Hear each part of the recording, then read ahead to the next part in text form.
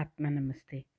Experiencing being పుస్తకంలో on the world గురించి మాట్లాడుకుంటున్నాం.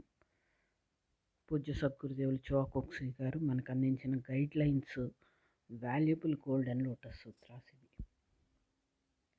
By being born into a certain country the incarnated soul develops certain qualities.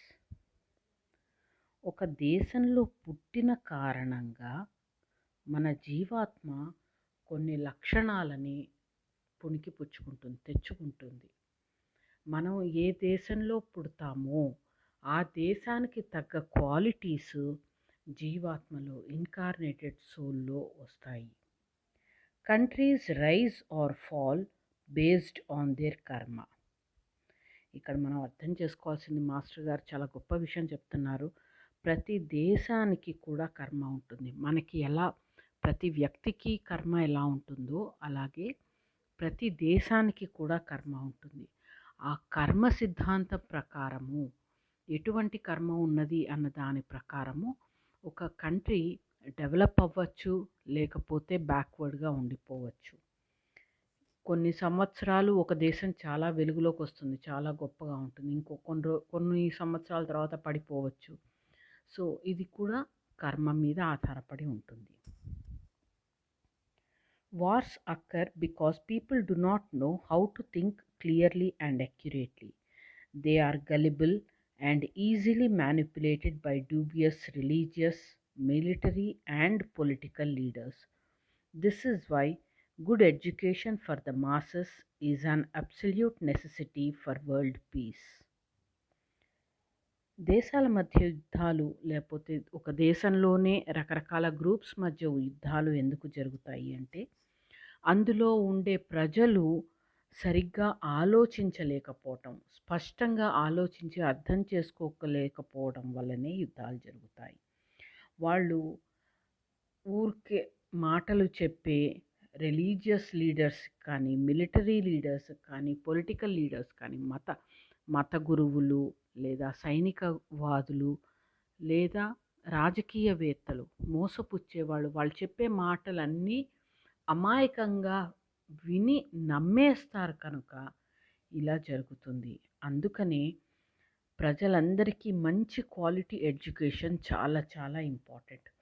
ప్రపంచ శాంతి ఉండాలి అంటే ముందర అన్ని దేశాలలోని ప్రజలు చదువుకోవాలి, సొంతగా ఆలోచించడం నేర్చుకోవాలి, స్పష్టంగా ఆలోచించి నిర్ణయాలు తీసుకోవడం అలవాటు చేసుకుంటేనే ప్రపంచ శాంతికి వీలవుతుంది. One should not give in to racism or bigotry.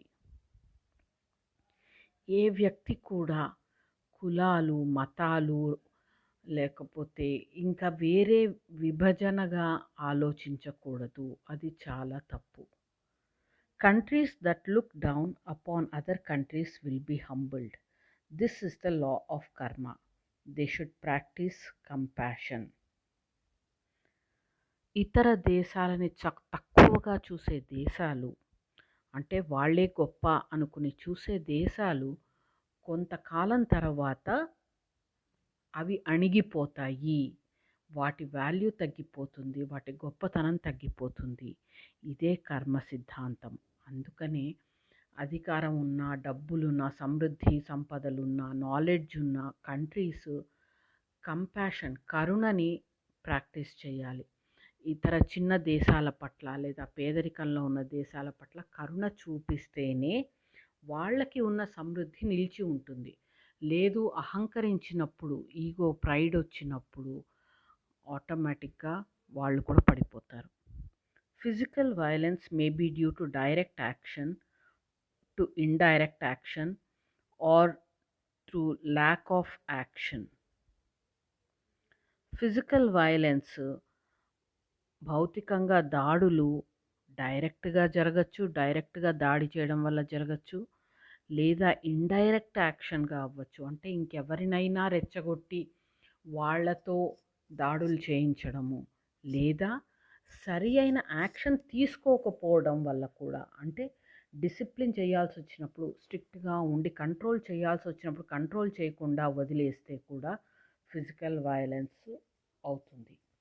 Under extreme conditions, force is necessary to minimize or prevent injury. తీవ్రమైన పరిస్థితుల్లో ప్రమాదాన్ని తగ్గించడానికి లేదా నెగిటివ్ రిజల్ట్ వచ్చేది తగ్గించడానికి ఫోర్స్ తప్పనిసరి, స్ట్రిక్ట్గా ఉండడం తప్పనిసరి. Sometimes force has to be used to practice loving kindness. కొన్ని సందర్భాలలో ప్రేమ, కరుణ చూపించాలి అంటే మొదట ఫోర్స్ చూపించాల్సి వస్తుంది. కఠినంగా ఉండాలి, తప్పదు. When a government agency fails to do its duties, this is an act of omission and is harmful. ఒక ప్రభుత్వ వ్యవస్థ అది చేయాల్సిన పనులు చేయట్లేదు అంటే దాని ఫలితం తీవ్రంగా ఉంటుంది, హార్మ్ఫుల్గా ఉంటుంది. The difference between a rich country and a poor country is based also in the consciousness of the people. ఒక ధనిక దేశము, ఒక పేద దేశము మధ్యలో తేడా ఏంటి, ఇంకొక ఇది ఏంటంటే డిఫరెన్స్ ఏంటంటే ఆ దేశాలలో ఉండే ప్రజల యొక్క కాన్షియస్నెస్ ఎలా ఉంది, వాళ్ళ చైతన్య స్థితి ఎలా ఉంది. ప్రజల యొక్క చైతన్య స్థితి ఎక్కువగా ఉంటే, హయ్యర్ లెవెల్లో ఉంటే ఆ కంట్రీ రిచ్గా తయారవుతుంది. అదే వాళ్ళ కాన్షియస్నెస్ తక్కువగా ఉంది, వాళ్ళకి అవేర్నెస్ లేదు అన్నప్పుడు అది పూర్ కంట్రీగా అవుతుంది. The greatness of a country depends on the greatness of just a few souls. ఇది చాలా బాగా మనం అర్థం చేసుకోవాలి. చాలా గొప్ప మాట చెప్పారు మాస్టర్ గారు. ఒక దేశం యొక్క గొప్పతనం కొద్ది మంది మీద కూడా ఆధారపడి ఉంటుంది. ఆ దేశంలోని వారు కొద్ది మంది అయినా కూడా హయ్యర్ కాన్షియస్నెస్ వాళ్ళు ఉంటే వాళ్ళ ఆత్మస్థాయి మీద ఆ దేశం గొప్పతనం ఆధారపడి ఉంటుంది. If you want your country to be rich, the people must have purchasing power. Make the workers and farmers rich and the country will become prosperous. మీ దేశాన్ని మీరు ధనిక దేశం చేయాలనుకుంటే అందరికీ కొనుగోలు శక్తి ఉండాలి, కొనుక్కునే శక్తి ఉండాలి. అందుకని కార్మికులకి, రైతులని వాళ్ళని ధనికులుగా చేస్తే ఆటోమేటిక్గా మొత్తం దేశమంతా ధనిక దేశం అవుతుంది. సాధారణంగా మనం ఏం గమనిస్తూ ఉంటాము, రైతులు, కార్మికులు మాత్రమే బీదగా ఉంటారు. మిగిలిన వాళ్ళు ఎంత ధనం సంపాదించినా ఉపయోగం ఉండదు. మనకి foundation farmers, workers.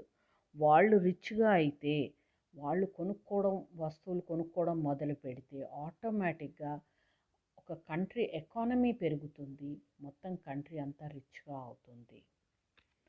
So master గారు మనకి ఎన్నో ఇంపార్టెంట్ సూత్రాస్ ఇలా ఇస్తున్నారు. వీటిని మనం విని అర్థం చేసుకుని ఆలోచించి ఊరికే విని వదిలేయడం కాకుండా అప్లికేషన్లో పెట్టాలి. ఎంత చిన్న లెవెల్లో అయినా సరే అప్లికేషన్లో పెడితేనే దీని రిజల్ట్స్ మనం పొందగలుగుతాం. Thank you. దీంతో ఎక్స్పీరియన్సింగ్ బీయింగ్ పుస్తకం అయిపోయింది. Thank you. ఆత్మ నమస్తే.